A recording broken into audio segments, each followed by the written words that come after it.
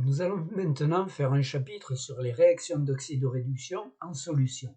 Ce chapitre étant très long, je l'ai découpé en 4 parties, donc vous aurez progressivement, successivement les réactions d'oxydoréduction 1, puis 2, puis 3, puis 4, et l'ensemble constituera ce chapitre sur les réactions d'oxydoréduction.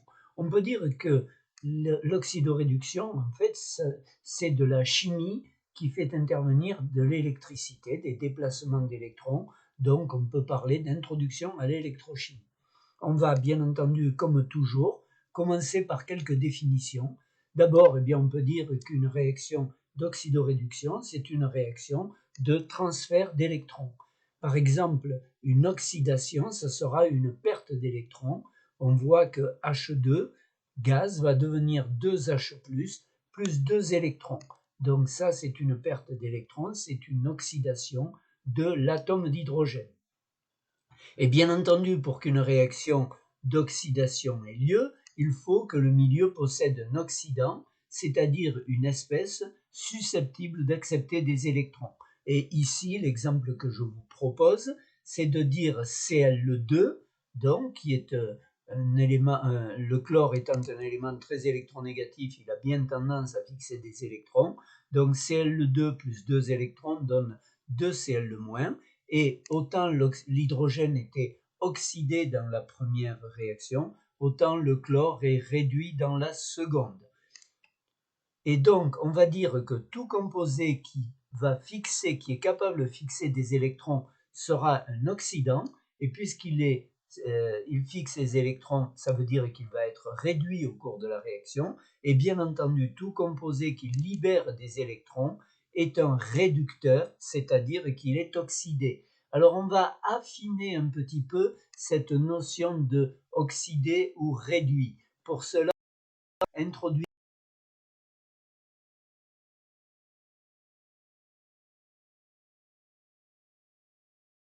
une charge réelle ou virtuelle d'un atome, qu'il soit isolé ou qu'il soit impliqué dans une association. Et donc, ce que je vous dis, c'est que chaque atome d'une combinaison quelconque, que ce soit un ion ou une molécule, est affecté d'un nombre d'oxydation. Alors j'ai mis entre parenthèses NO pour nombre d'oxydation ou DO pour degré d'oxydation. Et en fait, ce qu'il se passe, c'est que pour attribuer ce degré d'oxydation à chacun des éléments, à chacun des atomes d'une combinaison, on va respecter quelques règles simples.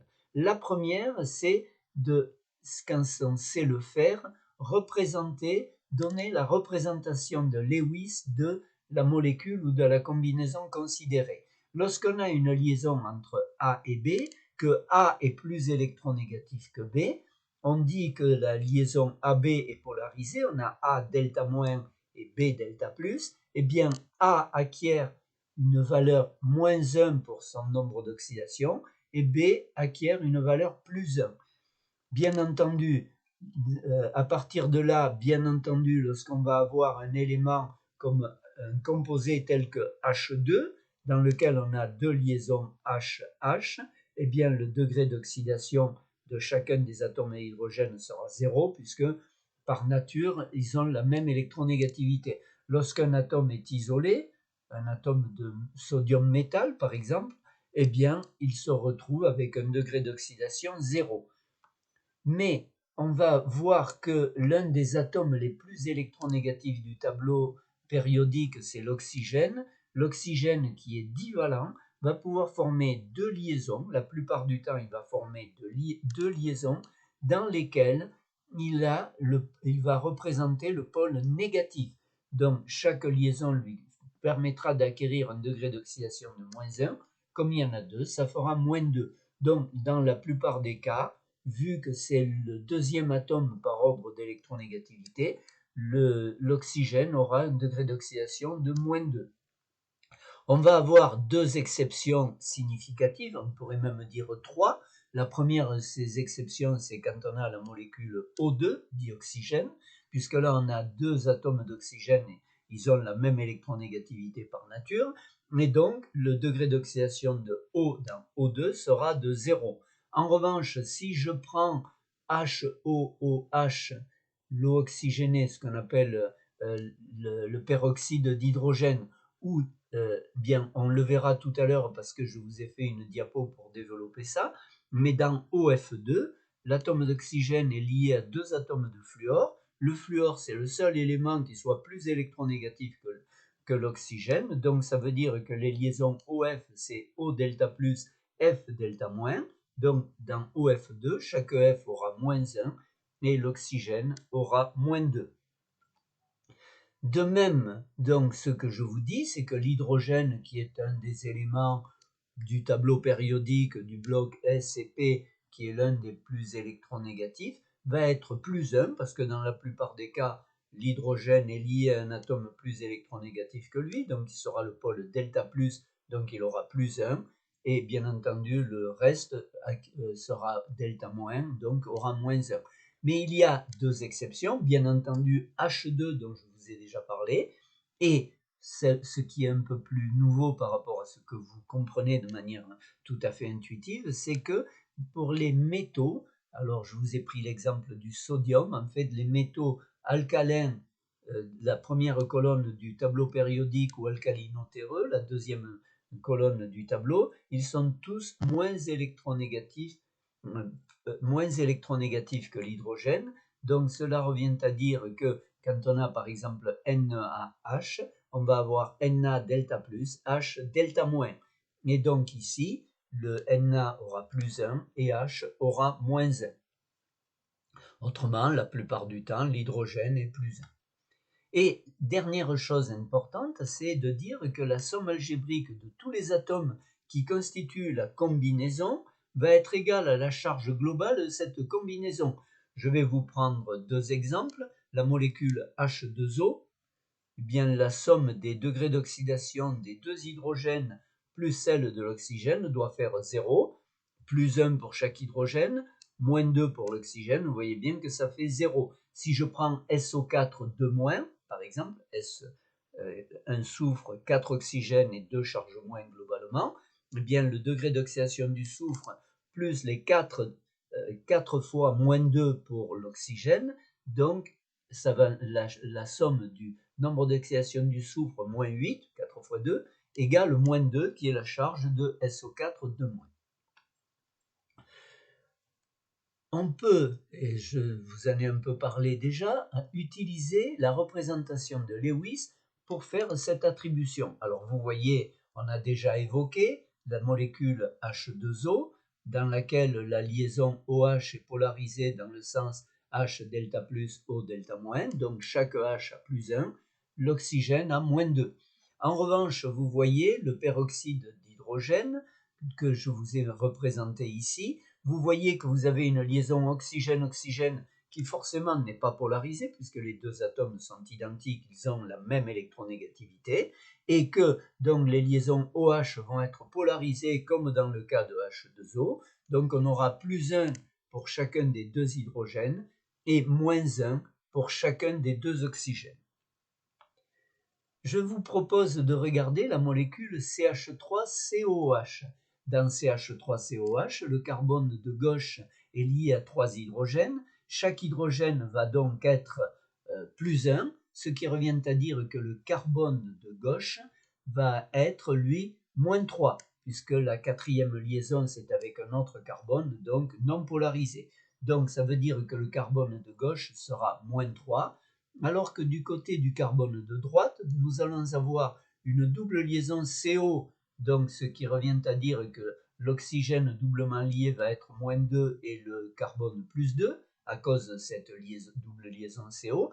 Et puis on a une liaison simple, CO, qui est COH en fait. Eh bien, ça veut dire qu'on aura une troisième liaison CO polarisée, donc on aura une troisième charge négative, enfin, une troisième charge positive sur le carbone et donc une charge négative sur l'oxygène, ce qui revient à dire que si vous prenez CH3, ça nous fait moins 3, COH, le carbone va être plus 3. Et donc, en fait, vous voyez ce que je vous dis, c'est que si on prend l'électronégativité et la représentation de Lewis, on dit à gauche c'est moins 3, à droite c'est plus 3.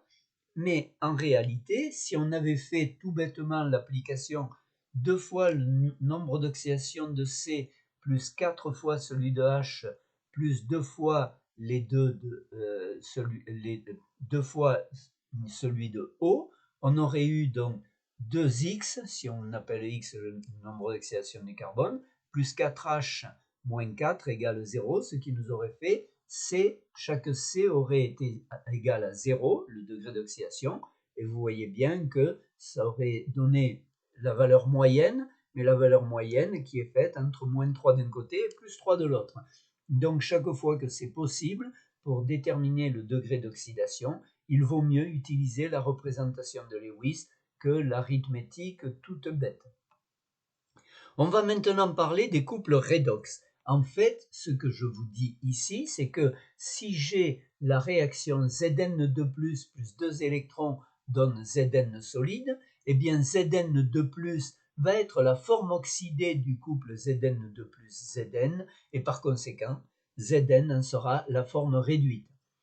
Bien entendu, si on reprend Cl2, comme on l'a vu précédemment, eh bien dans Cl2 plus 2 électrons donne 2 Cl-, la forme oxydée sera Cl2, la forme réduite Cl-. Et donc ici, on va mentionner quelque chose qui est important, c'est que la forme oxydée, c'est celle dans laquelle l'atome considéré a le degré d'oxydation le plus élevé, le degré d'oxydation algébrique. On est bien d'accord, vous voyez que Zn2+, c'est plus 2 pour Zn dans ce cas-là, et que c'est 0 pour Zn solide, donc la forme oxydée, c'est Zn2+. Dans Cl2 et Cl-, vous voyez que pour Cl2, c'est 0 pour le chlore, et pour Cl-, c'est moins 1, donc 0 et moins 1, on voit bien que c'est Cl2 qui a le degré d'oxydation le plus élevé. Et donc, ce degré d'oxydation, quand il diminue, on dit que l'atome est réduit. Et quand il augmente, bien entendu, on dit qu'il est oxydé. Et ce que je vous précise maintenant, c'est qu'une réaction d'oxydoréduction, c'est la rencontre entre deux couples redox. Ici, je vous ai pris un exemple avec les deux réactions que j'ai écrites au-dessus. Vous voyez que vous avez Zn qui donne Zn2+. Ce couple-là, je lui ai attribué l'indice 1 tout à fait arbitrairement. Et pour l'autre, Cl2 et Cl-, j'ai attribué l'indice 2 de façon tout aussi arbitraire. Mais vous voyez que là, je n'ai pas mis d'électrons parce que quand vous regardez les deux réactions que j'ai écrites au-dessus, eh bien, les deux réactions mettent en œuvre 2 électrons. Donc, quand on fait le bilan entre ces deux réactions, on a 2 électrons à gauche, 2 électrons à droite, on ne les met donc pas comme ceci. Et donc, ce que je vous reprécise maintenant, c'est que, effectivement, pour établir cette réaction, on va reprendre les deux réactions que l'on avait au-dessus. Sauf qu'on va dire que la première va se dérouler dans le sens Zn solide donne Zn2+, plus 2 électrons, et que celle avec le chlore va se dérouler dans le sens où elle a été écrite. Mais comme ceci, on fait le bilan, on fait la somme des deux réactions et on a la réaction bilan. Eh bien, cette réaction bilan, on va l'utiliser pour pondérer les réactions d'oxydoréduction. Alors, souvent, au lieu de pondération, vous allez avoir équilibrage ou équilibration des réactions. En fait, ça veut dire qu'on va écrire des réactions d'oxydoréduction et qu'on va chercher les bons coefficients stoichiométriques pour que cette réaction soit, comme l'on dit, parfaitement pondérée. Ici, pour pondérer, pour réaliser cette pondération, on va utiliser les deux demi-réactions. Et comme on est en milieu aqueux, en solution dans l'eau, on va devoir préciser si la réaction se fait en milieu acide ou en milieu basique.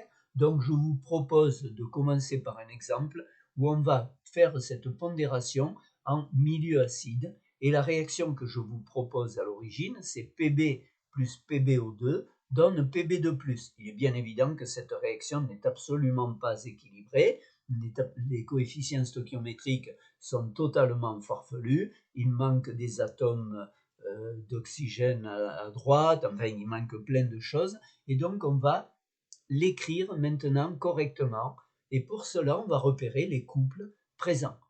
Les couples, c'est d'une part Pb2 plus Pb, dans lequel le degré d'oxydation passe de plus 2 dans Pb2 plus à 0 dans Pb, ou l'inverse, de 0 à plus 2 si c'est dans l'autre sens qu'elle se déroule, et puis le couple PbO2, Pb2 plus, Pb2 plus 2, ça on le sait, et PbO2, eh bien on dit que le nombre d'oxydation du plomb plus 2 fois le nombre d'oxydation de l'oxygène égale 0, donc ça nous fait nombre d'oxydation du plomb moins 2 fois 2 moins 4 égale 0, donc le nombre d'oxydation de Pb dans PbO2 c'est 4, donc là on a nombre d'oxydation 4 pour la forme oxydée, 2 pour la forme réduite. Et maintenant on va écrire les deux demi-réactions correspondantes. Donc Pb donne Pb2+, vous voyez que c'est dans ce sens qu'elle doit se dérouler, quand on regarde la réaction que l'on cherche à pondérer correctement. Donc ça nous fait Pb donne Pb2+, plus 2 électrons, comme ceci. Et puis, la deuxième, c'est PbO2. Alors, on va commencer par noter PbO2 donne Pb2+. Sauf qu'ensuite, on va dire, on passe d'un degré d'oxydation 4 à un degré d'oxydation 2, ce qui veut dire que je dois rajouter 2 électrons du côté de PbO2. Donc, deuxième opération, une fois que j'ai écrit PbO2 donne Pb2+, je rajoute 2 électrons à gauche du côté de PbO2, et ensuite, eh bien, je vais me charger de neutraliser d'équilibrer les charges. Vous voyez bien que tant que je n'ai pas écrit 4H3 ou plus, j'ai donc 2 charges moins à gauche et 2 charges plus à droite. Ça ne peut pas fonctionner comme ça. Eh bien, pour faire un équilibre, une égalité des charges à gauche et à droite, je vais rajouter des H+, ou des H3 ou plus, c'est égal, donc du côté où il y a les 2 électrons, donc je vais en rajouter 4, ce qui me fait donc moins 2 plus 4, ça me fait plus 2, et c'est équilibré avec la partie qui est à droite. En revanche, maintenant, je constate que j'ai 3 fois 4, 12 H, et que j'ai 4 et 2, 6 O, 12H, 6 O, ça veut dire que je dois rajouter 6 H2O de l'autre côté.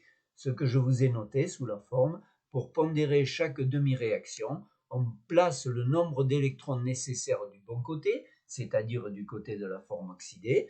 On équilibre ensuite les charges avec des H à 3 ou plus, mais on pourrait, la plupart du temps, vous verrez, on utilisera plutôt des H+, cela parce qu'on est en milieu acide, et on complète avec de l'eau du côté utile. Maintenant, vous voyez donc que la première réaction, celle de Pb qui donne Pb2+, met en œuvre 2 électrons. Vous voyez que la deuxième met également en œuvre 2 électrons. Donc on va pouvoir additionner, comme on aura 2 électrons à gauche et 2 électrons à droite, eh bien on va pouvoir les supprimer. Donc je vous dis ceci, on va pouvoir les supprimer parce que il y en a 2 et 2, donc on n'a rien à faire de plus. Et donc, ce que je vous dis, voilà, je réécris la réaction, et donc vous voyez que ça me fait Pb plus PbO2 plus 4H3O+, donne 2Pb+, 2Pb2+, pardon, plus 6H2O. Et on va faire la même chose, mais cette fois en milieu basique. On va faire quelque chose d'analogue, puisque cette fois, pour neutraliser les charges, on utilisera des OH- et non pas des H3O+, ou des H+. Donc ici, la réaction que je vous propose de pondérer correctement, la voilà. Et donc là, on va commencer par repérer les deux couples. Les deux couples semblent évidents. Le premier couple, c'est MnO4-, MnO2. Et le second, c'est CO2, C2O4, 2-. MnO4-, MnO2 et CO2, CO4, 2-. Donc ici, avant d'aller plus loin, on va commencer par voir le degré d'oxydation du Mn dans le couple MnO4-, MnO2. Donc dans MnO4-, nous avons, je vais l'appeler X, le degré d'oxydation de Mn, moins 8 égale moins 1, ce qui nous fait X égale 7. Donc cela revient à dire que dans MnO4-, le degré d'oxydation de Mn, c'est plus 7. Dans MnO2, vous avez vu tout à l'heure, on avait fait quelque chose d'équivalent avec Pb, le Mn va avoir plus 4 sans difficulté majeure. Pour CO2, pareil que pour MnO2, ça va être plus 4 pour le C. En revanche, dans C2O4-, là, la molécule est symétrique, l'anion est symétrique. Puisqu'il est symétrique, cela revient à dire que les deux carbones peuvent être traités de façon identique. Donc, je vais poser 2x moins 8 égale moins 2, ce qui nous fait 2x égale 6, donc x égale 3. Donc là, le carbone passe de 4 dans CO2 à 3 dans C2O4-. Et donc maintenant, je vais écrire les deux demi-réactions. MnO4- plus, alors on a vu que ça passait de 7 à 4, donc 3 électrons, que le degré d'oxydation passait de 7 à 4, donc plus 3 électrons, donc donne MnO2. Vous voyez que j'ai 3 électrons à gauche plus une charge négative avec MnO4-, ce qui me fait 4 charges négatives. Eh bien, je vais équilibrer en mettant 4OH- à droite. Comme ça, j'ai 4 charges négatives à gauche, 4 charges négatives à droite. Et ensuite de quoi? Eh bien, je vais constater que j'ai 4 hydrogènes à gauche. Il me faut donc 4 hydrogènes à droite. Je mets donc 2 H2O, puisqu'on équilibre les hydrogènes en comptant ceci. On vérifie que les oxygènes trouvent leur compte. Vous voyez qu'on a MnO4-, ça fait 4 oxygènes, plus 2 H2O, ça fait donc 6 oxygènes à gauche. Et vous voyez que MnO2 plus 4OH-, ça nous fait aussi 6 oxygènes à droite. Concernant le C2O4-, c'est beaucoup plus simple et beaucoup plus rapide, puisqu'on passe d'un degré d'oxydation de 3 à un degré d'oxydation de 4. Il faut donc avoir un électron par atome de carbone, mais comme on a C2O4-, on a 2 carbones, donc on mettra 2 électrons de l'autre côté. Vous voyez donc ainsi que j'ai dans la réaction du haut 3 électrons, dans la réaction du bas 2 électrons. Si j'utilisais ces deux demi-réactions telles quelles, les électrons ne se simplifieraient pas. Je vais donc multiplier par 2 les coefficients de la réaction du haut et par 3 les coefficients de la réaction du bas, ce qui permettra d'avoir 6 électrons en haut et en bas et de pouvoir les supprimer. Et donc maintenant, eh bien, je vous propose, vous voyez, 2 MnO4- plus 3 C2O4-, vous voyez, plus 4 H2O, 2 fois 2 H2O, donne 2 MnO2, plus 6 CO2, 3 fois 2, 6 CO2, plus 8 OH-. Voilà donc la réaction totalement, parfaitement pondérée avec les bons coefficients, comme on l'a vu précédemment. Maintenant, une fois qu'on sait utiliser les degrés d'oxydation pour pondérer une réaction d'oxydoréduction, il reste à voir dans quel cas la forme oxydée va être réactive, plutôt réactive, alors que la forme réduite sera plutôt inactive et que pour d'autres couples, eh bien, ce sera strictement l'inverse qui va se passer. La forme oxydée sera assez inerte et la forme réduite sera plutôt active. Eh bien, pour cela, on va utiliser une pile.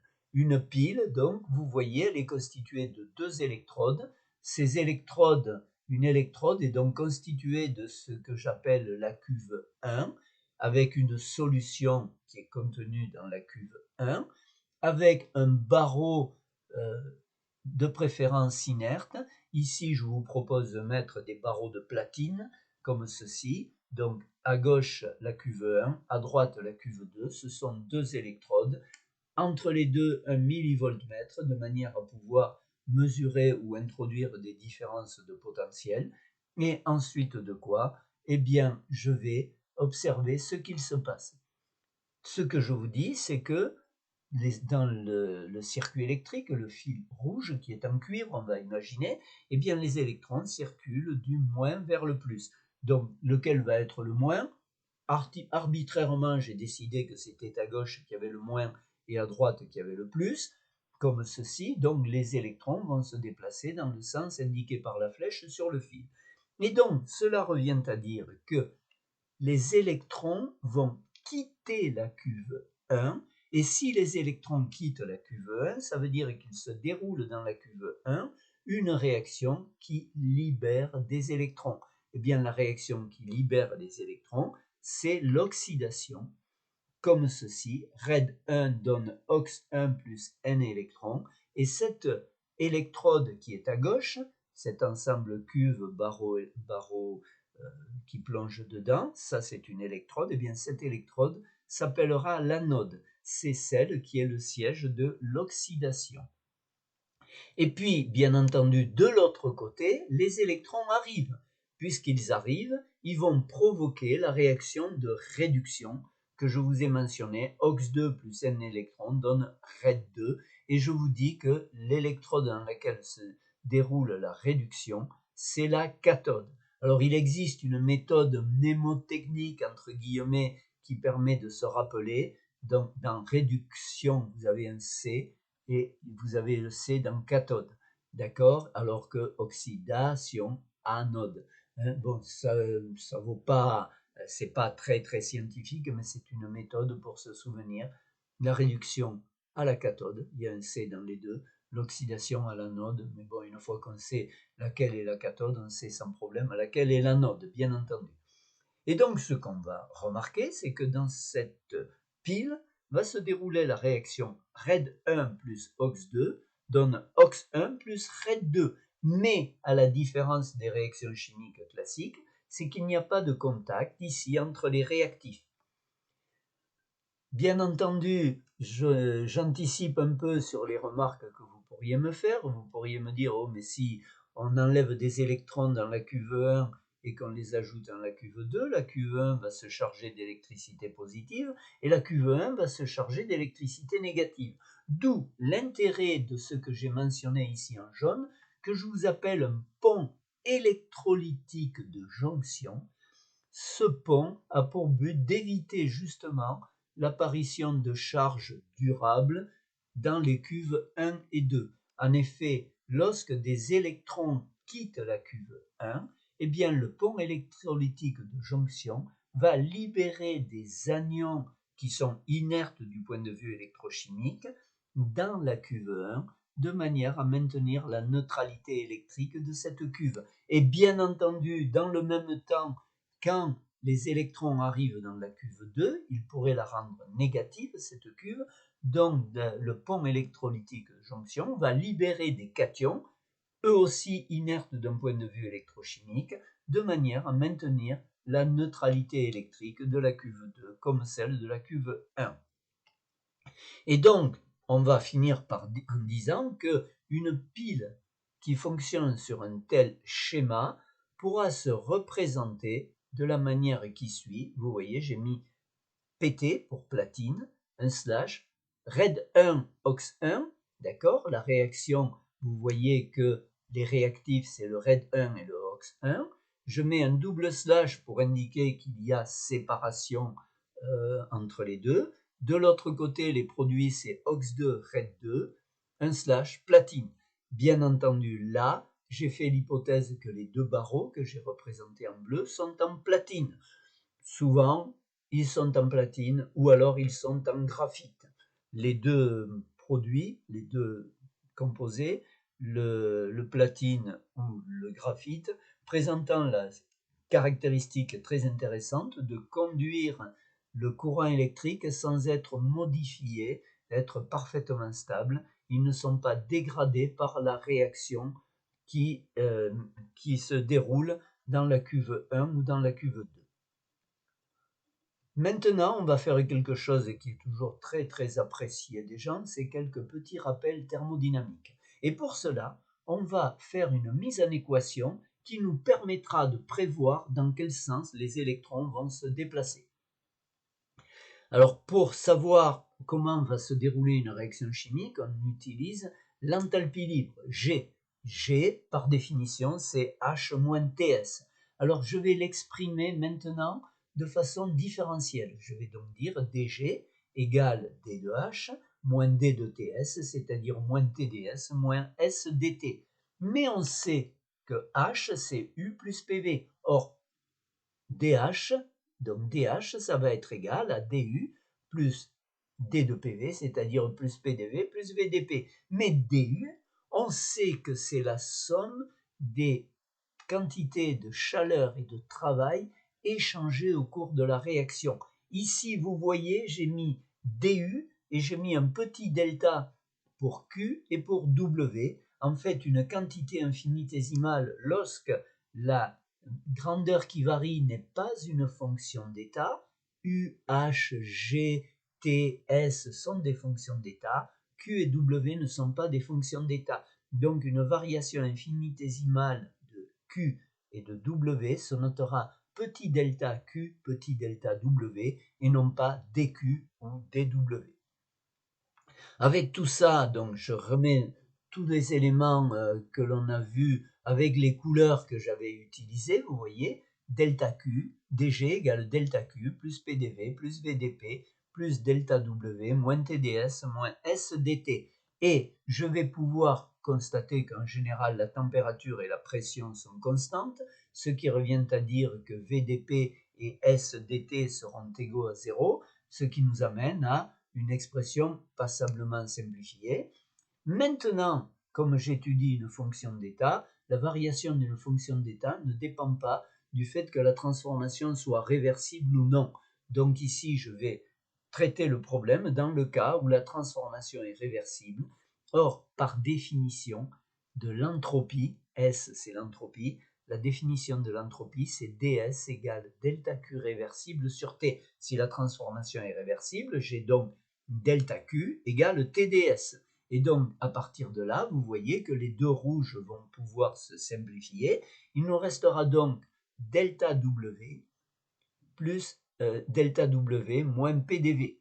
Et donc, ici, je vais constater que si, ce qui est la plupart du temps le cas en solution, dV est suffisamment faible pour pouvoir être considéré égal à 0, il ne nous restera plus que le travail électrique WI.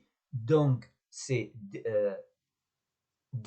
on va donc être rendu à DG égale delta WI, comme ceci. Et par définition du travail, c'est E, différence potentielle dans lequel se déplace la charge électrique, que multiplie la charge électrique. Ce que je vous ai mis ici, dQ, c'est la quantité d'électricité, la charge électrique déplacée. Et donc, ce que je vous propose de noter, c'est que dQ égale, alors vous voyez que le produit NEA-E, NEA c'est le nombre d'Avogadro, c'est-à-dire le nombre d'électrons qu'il y a dans une mole d'électrons. E, c'est la charge de l'électron, 1,6 10-19 coulombs. Et donc, NEA comme multiplie E, c'est la charge d'une mole d'électrons.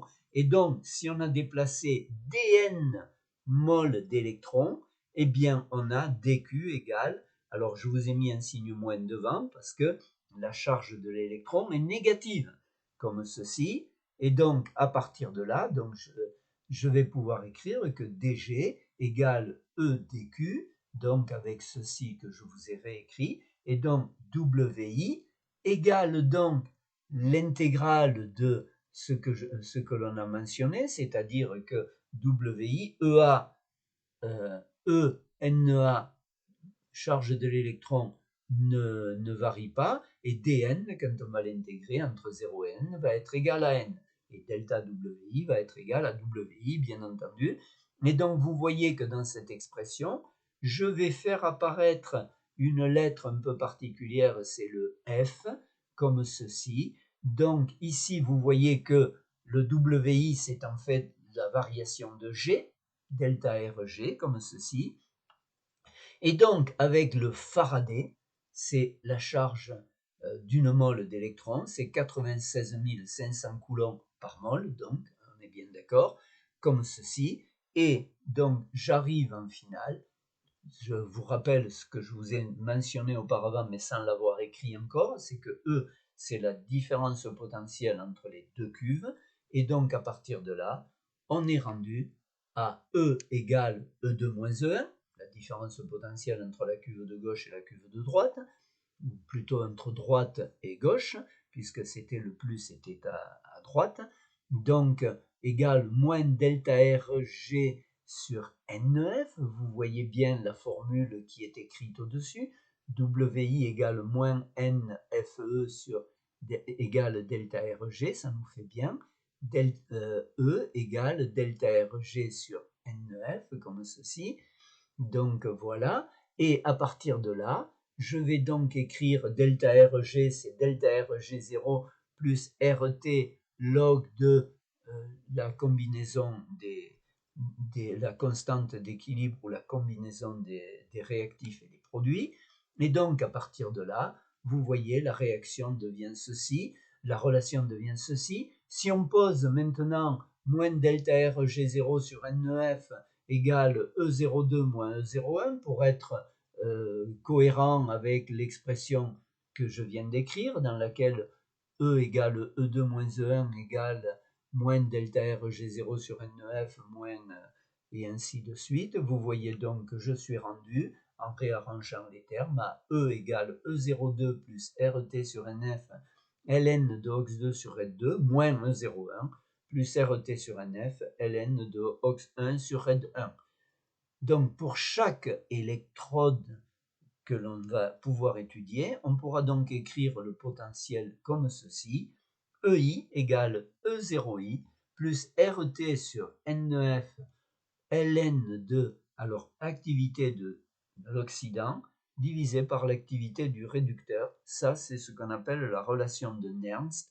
Et en fait, ici, vous n'allez pas trouver l'expression telle que je vous l'ai présentée là, mais la plupart du temps dans les bouquins, vous allez trouver le résultat de ce petit calcul. Vous voyez que ce que je vous dis, c'est RT divisé par F et multiplié par ln, après de quoi on voit ensuite, est bien égal 0,06 log, c'est-à-dire que j'ai introduit R 831, T 298K, F 96500 et le coefficient de conversion des ln en log comme ceci. Et donc avec tout ça, j'arrive donc à réécrire EI, vous voyez, EI égale E0I plus 0,06 sur N log de activité de l'oxydant divisé par l'activité du réducteur. Et bien maintenant, on va continuer avec les potentiels standards des couples redox, les E0 que nous avons déjà rencontrés. Et bien la valeur du potentiel standard, E0 d'un couple, donnera une information qui va être significative sur le caractère donneur, c'est-à-dire réducteur, ou accepteur, c'est-à-dire oxydant d'un couple considéré. En fait, qu'est-ce qu'on peut prévoir avant de passer à la suite? Eh bien que pour être accepteur, il faudra être à un potentiel élevé, et pour être donneur, il faudra être à un potentiel bas, comme vous le voyez bien. Donc ici, je vous propose un axe des E0, comme ceci. Je vous place un ensemble d'espèces, de couples, F2, F-, Cl2, Cl-, Cu2+, Cu, jusqu'à Na plus Na. Et ici, je vous mentionne avec la flèche rouge la force croissante des oxydants. En fait, F2, qui est le plus fort accepteur d'électrons, puisqu'il est au potentiel le plus élevé, sera le plus fort oxydant. Et à l'inverse, en bleu, je vous mentionne la force croissante des réducteurs. Celui qui est le plus bas sera celui qui donnera le plus facilement des électrons. Et l'exemple que je vous propose ici, c'est de dire, je prends sur ce tableau l'oxydant le plus fort et le réducteur le plus fort, et je vais donc avoir une réaction totale, comme ceci. Vous voyez, si je mets du Na avec du F2, eh bien je vais avoir cette réaction qui n'est pas forcément très rapide, mais qui thermodynamiquement est totale. En revanche, si je prends Zn2+, et Cu, vous voyez que le réducteur est plus bas et plus haut que l'oxydant, et donc ici, la réaction va être extrêmement limitée. Je vous ai mis un signe égal, mais en fait, j'aurais presque pu mettre une flèche dans l'autre sens. Et donc, d'une manière générale, on va retenir que la force électromotrice d'une pile, c'est la différence entre les potentiels standards de cette pile, des couples de cette pile, et moins 0,06 sur N log de Q, Q étant la combinaison des réactifs et des produits c'est le quotient réactionnel qu'on a déjà eu l'occasion de rencontrer quand on a étudié les réactions équilibrées. Comme ceci. Et je vous propose de terminer cette première partie avec des diagrammes utiles pour les potentiels standards. Eh bien, les chercheurs, les enseignants aussi, ont cherché des méthodes graphiques, des diagrammes qui permettront de prévoir la valeur d'un E0 à partir de la connaissance d'autres valeurs. Et donc, pour la plupart de ces graphiques, même tous, on va mettre en œuvre des espèces d'un même élément. Et donc, je vous propose ici de commencer par le diagramme de Latimer, même si c'est pas, il s'en faut, celui que je trouve le plus commode à utiliser. En revanche, c'est le plus commode à tracer, il n'y a pas d'ambiguïté. Donc, pour cela, il faut faire apparaître les potentiels standards de tous les couples redox d'un élément sur un axe en fonction des degrés d'oxydation croissants pour l'élément. Voilà, je vous propose l'exemple du manganèse, degré d'oxydation comme ceci. À 0, on a Mn, à plus 2, on a Mn2+, à plus 3, Mn3+, ainsi de suite, jusqu'à MnO4-, dont on a déjà vu qu'il était de plus 7. Et puis, ici, pour le couple MnO4-, MnO2-, MnO4-2-, 0,58, c'est le potentiel de ce couple. Pour le couple MnO4-2-, MnO2, c'est 2,26. Pour le couple MnO2, Mn3+, c'est 0,96. Bon, je vous les laisse lire comme ceci. Eh bien, ce que je vous propose maintenant, c'est d'imaginer qu'on va prendre deux espèces non consécutives. Vous voyez que là, les couples évoquent des espèces directement consécutives, mais si on prend deux espèces qui ne sont pas consécutives, eh bien, par exemple, MnO4- et Mn3+, vous voyez que donc si on cherche à établir le potentiel standard du couple MnO4- et Mn3+, eh bien, il faudra utiliser les différentes valeurs, mais on ne va pas pouvoir les utiliser simplement. Vous voyez, je vous ai mis entre parenthèses que pour calculer ce couple, il faudra faire la somme coefficientée, donc c'est-à-dire qu'on mettra un coefficient qui ne sera pas toujours de 1 pour les E0 intermédiaires.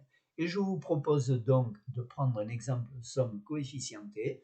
Vous voyez, je vous ai dit E0 du couple MnO4- Mn3+, donne un quart. Alors pourquoi un quart? Parce que vous voyez que pour passer de MnO4- à Mn3+, il faudra 4 électrons. Donc cela revient à dire que pour ce couple-là, je vais mettre le coefficient un quart, je vous le développerai après. Donc, et là, je vais prendre les éléments consécutifs. MnO4-, Mn2-. Là, il n'y a qu'un électron, donc je ne le mets qu'une fois. MnO4, alors c'est MnO4-2-, MnO2, là, il y a 2 électrons, et donc, ça veut dire que je le mettrai 2 fois. Et puis MnO2, Mn3+, il n'y a qu'un électron, je le mettrai une fois. Donc avec les valeurs que je vous ai données, cela nous fait 1,015 volts. Ce qui me semble intéressant, ce n'est pas tellement le résultat numérique, mais c'est la justification de cette expression. En fait, les potentiels sont des grandeurs intensives. Des grandeurs intensives, on ne peut pas les additionner simplement. Regardez un petit peu, si vous mélangez un système à 300 Kelvin avec un système à 350 Kelvin, la conséquence ne sera pas 300 plus 350, 650 Kelvin. Ça va être quelque chose entre 300 et 350 Kelvin, la température d'équilibre. Et bien là, ça va être un peu la même chose. Ici, ce que je vous propose, c'est donc de commencer par étudier, vous voyez, le couple MnO4-, MnO4-2-. Alors, vous voyez que ici, j'ai mis 8H+, à gauche et que j'ai toujours ces 8H+ à droite. Vous pouvez dire un électron suffisait, j'en ai mis 4 et j'en mets 3 à droite. Pourquoi cela? Eh bien parce que je vais construire un cycle. Et en construisant ce cycle, donc, je vais faire apparaître un ensemble de choses. Ici, je dis ça c'est E01, au lieu d'écrire MnO4-, MnO4-2-, je l'appelle E01. J'espère que cela ne vous perturbe pas beaucoup. Ensuite, eh bien, je vais continuer le cycle. Vous voyez que de MnO4-2-, je vais passer à MnO2. avec un potentiel E02 comme ceci. Et là, pour passer de l'un à l'autre, vous voyez que pour MnO4 de moins, c'était 6 le degré d'oxydation. Pour MnO2 c'est 4. Donc, je consomme 2 électrons. J'en avais 3, il m'en reste 1. Vous voyez que ici, j'ai consommé 4H+, pour former 2H2O, comme ceci. Il me reste donc 4H+, sur la quantité initiale. Ensuite de quoi, eh bien, je vais passer par l'intermédiaire de E03 à Mn3+, plus 6H2O, et vous voyez que là, il ne me reste plus d'électrons, puisque pour passer de MnO2 plus 4 à Mn3+, plus 1, plus 3, il me faut consommer le dernier électron, comme ceci. Et là, je vais boucler le cycle en mettant E04 ici. Eh bien, ce que vous savez des fonctions d'état, vous seriez tenté de me dire E04 égale E01 plus E02 plus E03. En réalité, non, ce sont des grandeurs intensives, c'est pas sur les potentiels que je peux écrire cette égalité. Je peux écrire cette égalité sur les delta R G0. Je ne peux pas écrire ça, mais je peux écrire delta R G04 égale delta R G01 plus delta R G02 plus delta R G03 avec delta R G0, on l'a vu dans une diapo précédente, égale moins N F EI, dans lequel N, c'est le nombre d'électrons impliqués dans la réaction. Et donc ici, si je remplace delta R G01 par F par E01, alors j'aurais dû remplacer delta R G04 moins NFE04, moins 4 NEFE04, et ainsi de suite. Et vous voyez que je vais pouvoir simplifier par moins NF, l'ensemble. Et donc, à partir de là, j'arrive à 4,04 égale E01 plus 2E02 plus E03. Et donc, la relation que je vous ai mentionnée au départ, vous la retrouvez ici. E04 égale 1 quart de E01, d'accord, plus 2E02 plus E03, comme vous le voyez ici. Et enfin, pour terminer, on va dire que si on prend trois composés de l'élément X avec les degrés d'oxydation dans l'ordre où je vous les mentionne, N plus grand que L, plus grand que J, eh bien, on a E0 du couple NJ égale N moins L E0 du couple NL plus L moins J E0 du couple LJ sur N moins J, comme ceci. Et donc, cela met fin à la première partie.